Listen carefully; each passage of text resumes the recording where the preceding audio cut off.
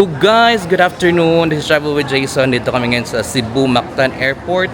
And finally, nasa loob na kami ng airport at nakaligtas sa immigration. Nicole is here. So pupunta kami ng Hong Kong today. Kasama ko si Jeline Oy Labong tsaka si Daday, si Rochelle. So, ayan. Kita nyo, dito na kami sa malapit sa boarding. So, successful. Nakapasok na kami ng airport. Di ba, Day? Yeah! Hong Kong, mga Hong Kongera. Cantonese. Okay, so later na lang, doon na lang sa Hong Kong ulit. Ang next na video. Bye!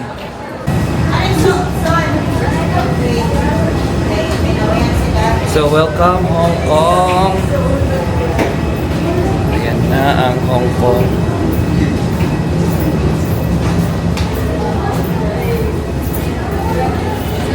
Time check 6:30 p.m. Okay. So we'll go to immigration and baggage claim, and after that sakay na kami ng bus papunta ng nakukunin pa namin yung octopus card, SIM card, and punta na kami ng bus punta ng TST. See you guys later. So going to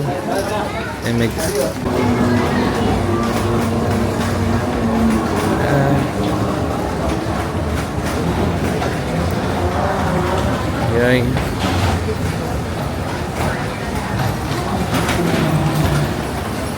Ano, Paul? Yan. Nasarap sa Hong Kong. Sa feeling. Yeah.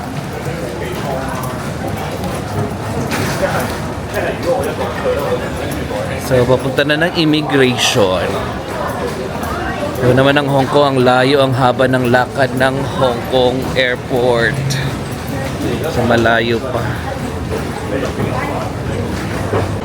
So, advice lang bago mag-picture-picture at umihi, dapat bilisan muna papunta ng train. Kasi sasakay ka ng train ito papunta ng immigration.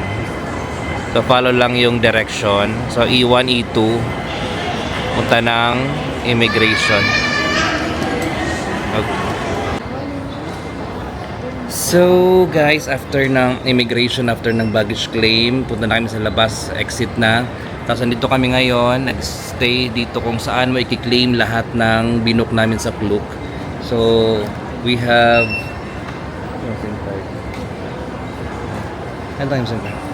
so I have the SIM card wherein dyan mo siya makukuha sa A9. Ayan, A9 yan. Ayan. Tapos itong octopus card naman dito lang yan sa A13. Yan ang A13 OBS. So yung gagawin nyo lang, papa-scan nyo lang yung QR code na doon sa Klook nyo. Tapos yun na, makukuha nyo na yung octopus card at saka yung SIM card nyo. And meron palang laman na 50 Hong Kong dollars to. Pero kung kasi magbabas kayo papunta ng TST ngayon, sabi $40 daw yung bayad. So may 7-Eleven din dito sa loob ng airport, so pwede magpa-load na lang din ng extra. Okay?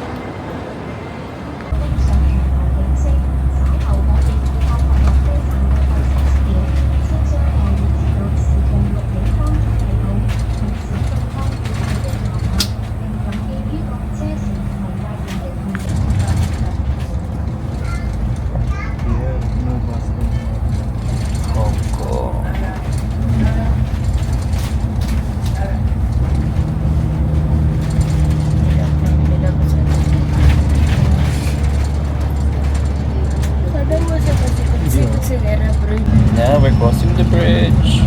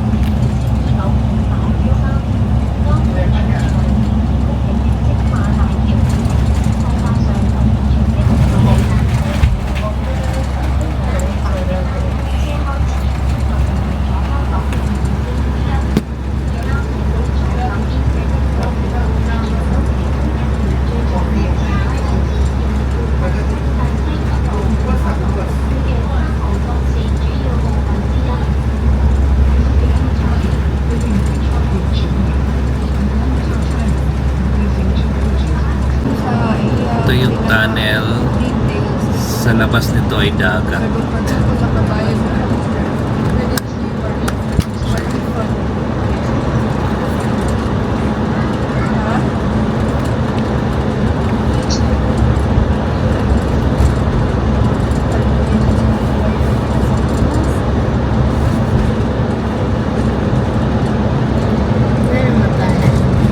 Tanlay, pag-connect na sa central.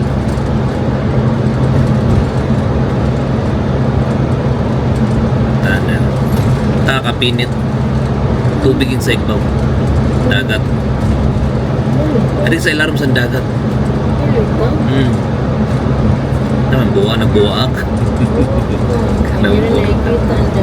Wala mang mau kalumos ni mo kung makita.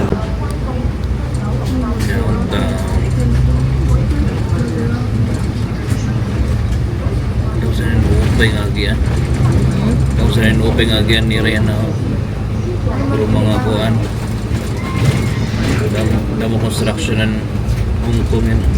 Anong tinitawan niyo ng Dago mga taga para pagka sizes ang building. mga ba sa mga New York?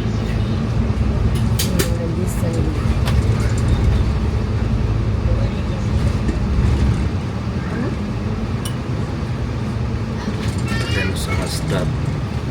Ako Marine. So guys, ngayon lang din kami nakapag vlog ulit kasi kumain pa tapos pumunta pa ng hotel namin sa Chungking Mansion dito sa Nathan Street sa TST.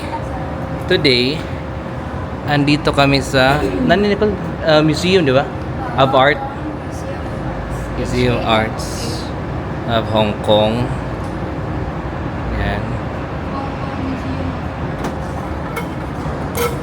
So maya pupunta tayo sa Clock Tower at sa Avenue of Stars.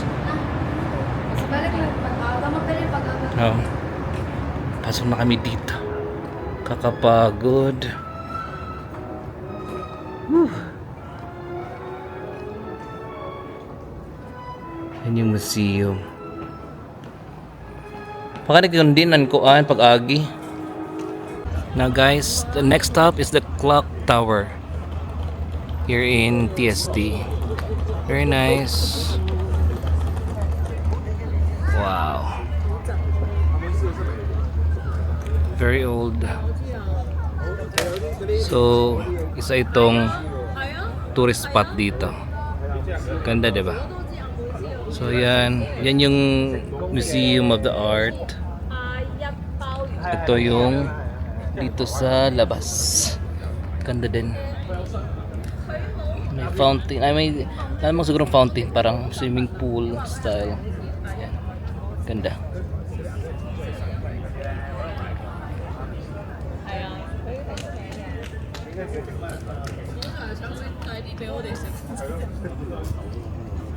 Clock Tower. So now, dito kami sa Avenue of Stars. Yan yung merong Symphony of Lights every 8 p.m. ng gabi. Pero ngayon kasi 11 o'clock na. So, tahimik na yung dagat.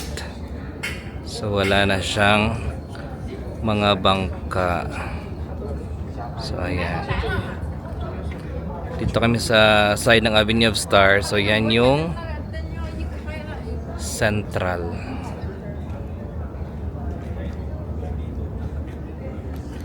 So, nasa Avenue of Stars pa rin. So, ayan na yung mga kamot. Kaya itong kamot call? Mr. Nang Si-yuen. Nang Si-yuen. So, adi anawong ni... Ay! May ipis! May ipis o ngay.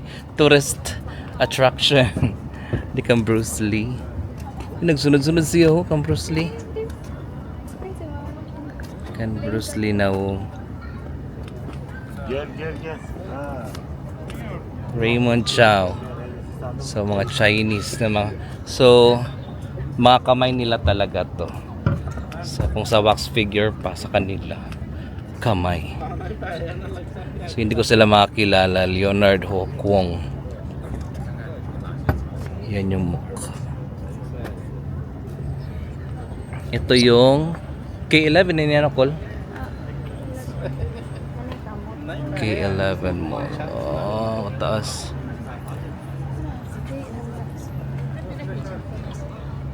So, doon sa last yung kay Bruce Lee. Pinakatapusan.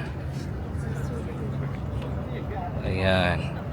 Dito may Symphony of Lights. Paggabi. So guys, dito sa may Starbucks, malapit, andito si Bruce Lee. The legendary Bruce Lee. Okay, so ayan, pagod na kami ngayon. 12 o'clock na ng madaling araw. So ayan, mga writings. Hong Kong Film Award, Star of Century, Bruce Lee. So ayan, legendary talaga yan si Bruce Lee dito. Ayan yung kanyang statue. So ayan yung katapusan. Pero meron pa doon. Pwede patuloy pero malayo na talaga siya. So ayan guys. So yan yung aming tour today. Maliit lang kasi hindi ko naman talaga pinokus na mag vlog today masyado kasi nakakapagod nga sa biyahe. So again, I hope you enjoy my video. This Travel with Jason saying, travel while you can because life has no rewind. Thank you guys. Kita na ito. Sumoy nen amon building ani kadali mapalit pakit Chungking Mansion. Dito kami nagstay. Chungking Mansion. Diyan kami nakatira sa Chungking Mansion at ito yung nasa gilid High Square Shopping Mall. Oh. Nice. Very vibrant.